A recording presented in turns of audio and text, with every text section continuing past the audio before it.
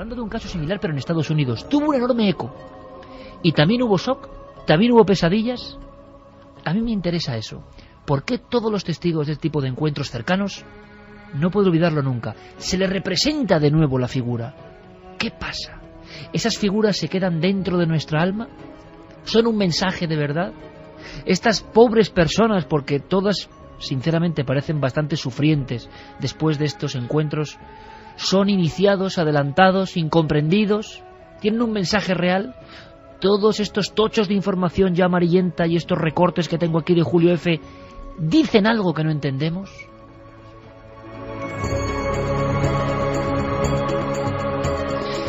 ...1973... zona pantanosa, Pascagoula... 1973, año de los humanoides. 1973, dos hombres ven algo oficialmente imposible. 1973, terror, miedo e investigación policial.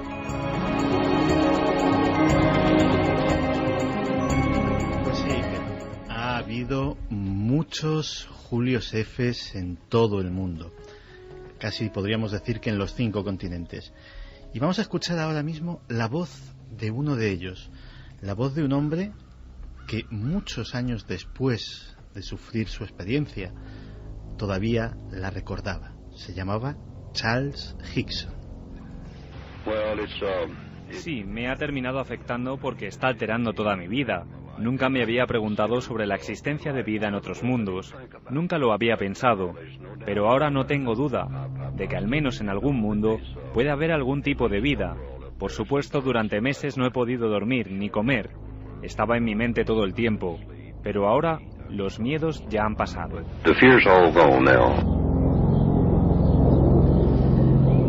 Esto se lo comentaba a Joseph Allen Hynek, uno de los investigadores del fenómeno más notables de todos los tiempos, que se presentó a entrevistar a ambos testigos prácticamente pues al poco de conocerse la noticia. El pasado 18 de septiembre Charles Hickson nos dejó. Falleció de muerte natural, ya muy anciano, y posiblemente se llevó con él el recuerdo de uno de los casos de abducción más notables, por lo extraño, de todos los tiempos.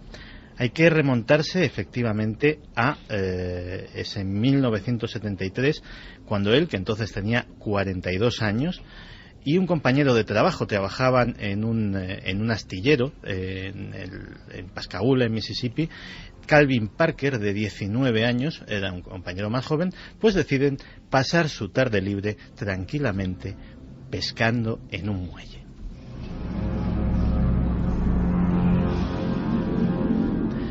Y allá se fueron pues con sus aperos de pescadores, con sus cañas, con sus sedales, y tras unas horas, cuando estaba atardeciendo, comenzaron a percibir un sonido vibrante, un sonido, una especie de zumbido pulsante que no sabían muy bien de dónde procedía. Automáticamente miraron hacia el horizonte y distinguieron dos luces azules como los faros de un coche que se dirigía hacia ellos a gran velocidad. Esas luces azules pronto dejaron ver tras sí lo que parecía la forma de una nave abombada, el aspecto de un gigantesco balón de fútbol americano, un gigantesco balón de rugby, que cuando lo tuvieron más cerca estimaron que tendría un tamaño de más de 30 metros. Algo muy parecido, tanto el zumbido, el sonido y sobre todo la descripción de una gran nave, muy parecido a lo de Julio F. Pues sí, de hecho el caso tiene muchísimos puntos en común, como los tienen muchos casos de abducción. Luego te contaré una cosa de un estudio que se hizo después, porque los escépticos muchas veces dicen que efectivamente pues que hay una especie de mitología o de mito que se va calcando de caso a caso, pero yo estimo que es, digamos, en los aspectos más conocidos, el aspecto de las criaturas, el ritual, etcétera, etcétera. Pero en su momento una investigadora británica, Jenny Randles, hizo un estudio sobre 50 casos de abducción y algunos detalles nimios, de esos que nunca se mencionan por ser excesivamente banales o por no tener importancia, también coinciden. Aspectos que no son ni mucho menos los que se destacan en los libros o los que se suelen presentar como espectaculares en los casos. Con lo cual le da al fenómeno, a esas coincidencias, una pátida de autenticidad que lo hace aún más inexplicable. Pero volvamos con Calvin y con Charles. Se quedaron, imagínate, atónitos mirando aquel gigantesco balón de fútbol con 2 ojos azules que los miraban fijamente, y justo en el frente, en medio de esas 2 luces, se abrió lo que parecía una puerta. No había puerta como tal, lo que se abría era la abertura, una abertura de la que se despedía una claridad importante, un rectángulo de luz del que emergieron 3 criaturas. Y aquí es ya cuando ese asombro dejó paso al miedo, porque las formas de las criaturas posiblemente sean de las más extrañas que se han dado en toda la historia de la ufología. Eran evidentemente humanoides, de un tamaño considerable, posiblemente más allá de los 2 metros. Pero imaginemos unas cabezas enormes, una piel pálida y agrietada, como si estuviese hecha de roca, una boca apenas dibujada y que parecía palpitar, que parecía desdibujarse y desde luego negar esa cualidad sólida de la piel. Y el aspecto más extraño, tenían unas extrañas cabezas apenas con un cuello muy corto, pero que tenían unas prominencias a modo de nariz y de orejas como conos, como si a un muñeco de nieve le hubiesen colocado unas zanahorias, o tal vez un extraño robot o un muñeco de hojalata como el del Mago de Oz. Lo último eran las piernas, o la ausencia de ellas, porque había una especie de acabado en forma de peana, como casi los muñecos de un futbolín, y aquellas criaturas flotaban en el aire y se desplazaban encima de sus peanas, y lo peor llegó cuando ellos mismos también comenzaron a flotar en el aire. Idéntico a lo que contaba eso de flotar repentinamente o verse arrastrado el cazador cazado, Julio F. Pues sí, pero cuando flotaron en el aire en dirección hacia estos seres que los cogieron en sus brazos para introducirlos en la nave, descubrieron el aspecto, digamos, más inquietante de su fisonomía, y eran sus brazos, porque los brazos estaban terminados en grandes pinzas como de una langosta, y que les cogieron por los brazos y los introdujeron en aquella nave. Levitando todo el rato, sin tocar el suelo, sin caminar, lo mismo que los seres que les llevaban, fueron introducidos en una cámara, separados, y Hickson, que es posiblemente el que tenía los recuerdos más vívidos, porque su compañero, tal era el terror, había perdido el conocimiento. Justo cuando aparecieron esos seres se había desmayado, y aún así es su cuerpo absoluto. ¿Por el horror? Sí, por el horror de ver aquellas criaturas imposibles flotando en el aire y dirigiéndose hacia ellos.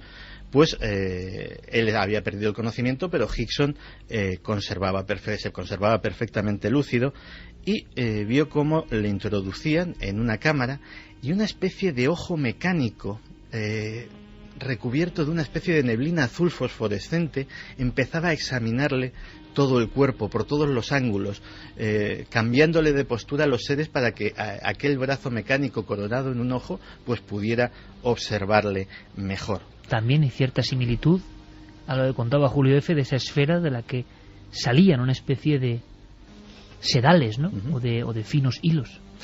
Al contrario que Julio F., Charles Hickson no estaba ni mucho menos tranquilo ni plácido. De hecho, con una sinceridad que le honra, confesaba que tuvo un ataque de histeria, que comenzó a patalear, a gritar, a suplicar y a llorar porque no entendía absolutamente nada de lo que estaba sucediendo, y de hecho guardaba unos recuerdos bastante nebulosos de lo que ocurrió en ese examen. Solamente sabe que en lo que para él fueron pocos minutos, de repente se vio otra vez en el suelo, en el muelle, contemplando esa especie de forma de balón de rugby, acompañado de su compañero, que también miraba con una expresión de terror, como dice, que no lo había visto nunca.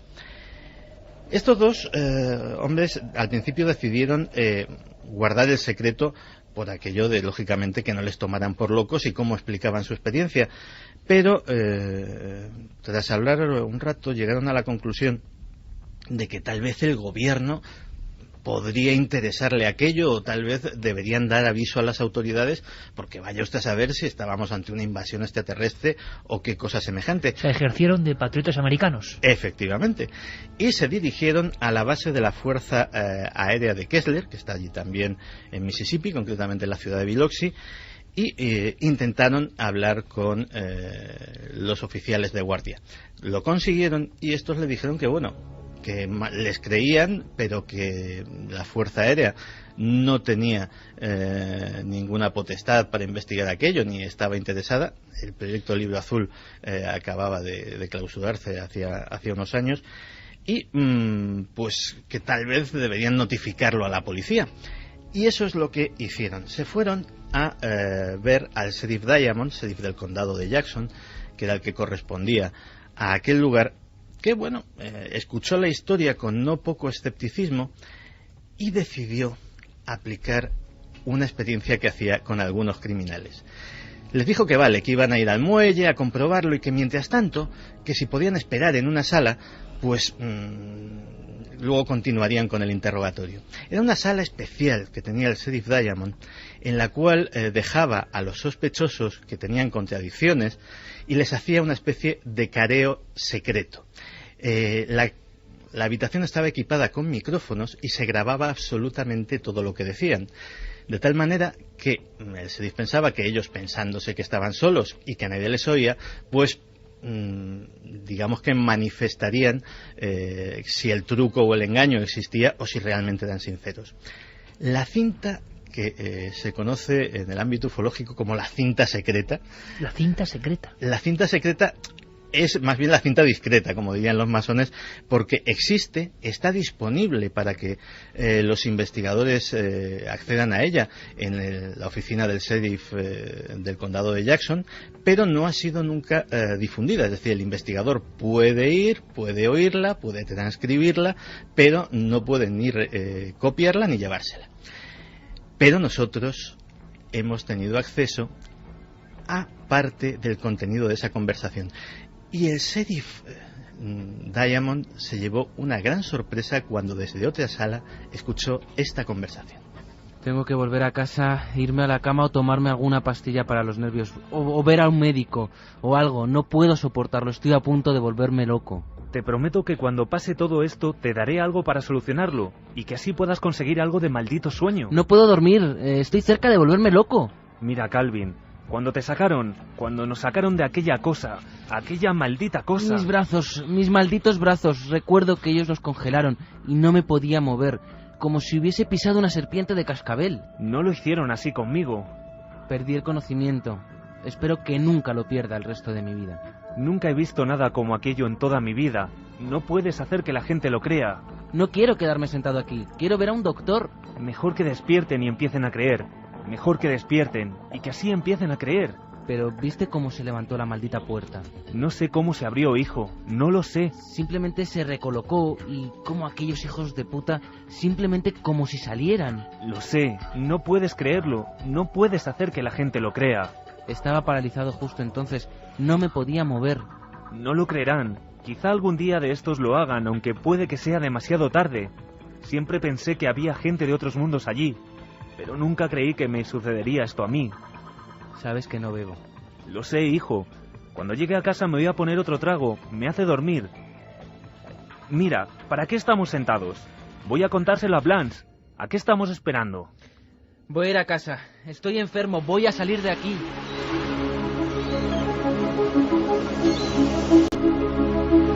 Fermín Agustí y Carlos Largo prácticamente hay que integrarlos ya en el equipo de actores de las dramatizaciones de Milenio 3, porque hemos revivido esa tensión.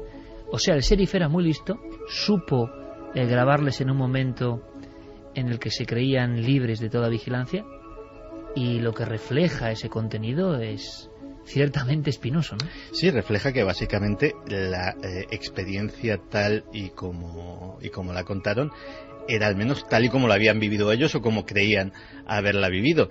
Y de hecho el caso terminó llegando a la prensa local y luego a la nacional, pues por una indiscreción de la oficina del sheriff, porque ellos, como tantos otros testigos, pues tampoco estaban muy propensos a dar a conocer ni su identidad ni su experiencia.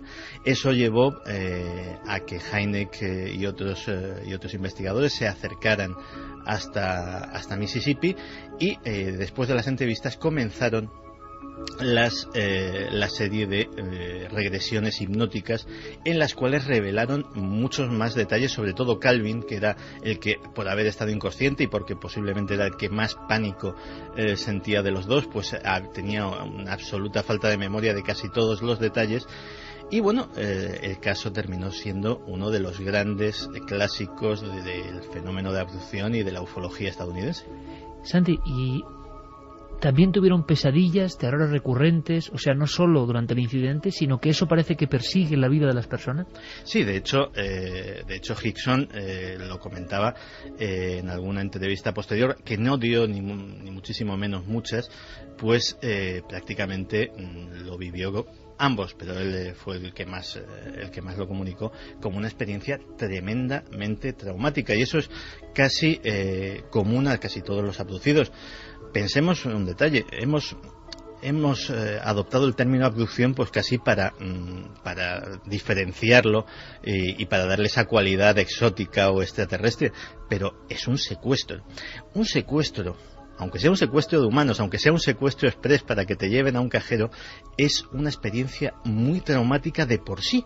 Es una experiencia en la que el ser humano se enfrenta a uno de sus peores miedos, que es la falta de control, que de repente todo el control de tu vida está en manos de unos extraños.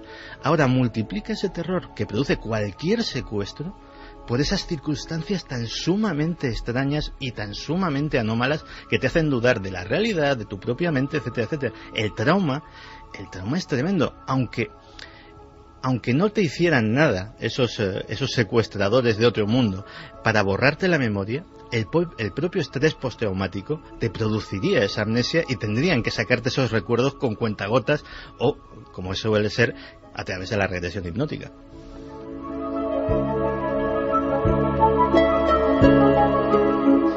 Lo interesante del caso que nos ha traído Santiago es también el contexto en el que se produce todo esto.